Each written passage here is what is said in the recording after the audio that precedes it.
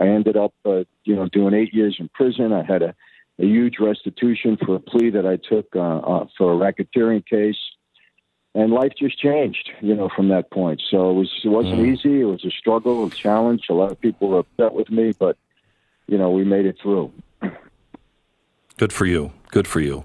All right, I want to talk to you about, now for some reason, Pat, who is filling in for Stu today, is really harping on, okay, we know about Italian mob families. Are there mob families, and he's just pulled out of the air, Irish for some reason. I don't know if you know any Irish mob families. Can you go ahead? Yeah, in New York, there was a crew there. They were called the Westies. And, I was familiar with them. We kind of worked with them at times. A fellow by the name of Jimmy Coonan, who's now doing life in prison, was one of the leaders, and I was fairly close with him. And obviously in Ohio, there was another group. Well, hang on just a second. I mean, you were talking about the Westies, and then I think you said the Coons, and that's W's and C's. Is there anybody in the B's? Like, I don't know,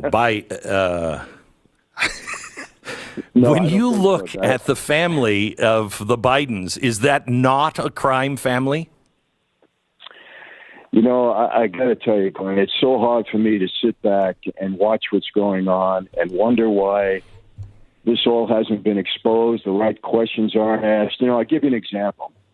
It's always follow the money. The money trail always leads to something. And just so you know my background, I was indicted and pled guilty to, it was a racketeering case, but the underlying act was I was defrauding the government out of tax on every gallon of gasoline. We devised a scheme. I ran it for 8 years where we were selling gasoline and just keeping the tax money. And I had 18 shell companies, 18 of them. They did nothing. They had no brick and mortar. They had no employees. They had no service. All we did was create a corporation so that we can open up a bank account. And the money that flowed in there was all illegal money. It was all tax money that we were taking from the government. There was no other purpose for the company. And that's exactly the same thing that the Bidens are doing. There's no brick and mortar. They provide no service. There's nothing but a bank account in order to collect money. It's been shown that there was, 100 and some odd suspicious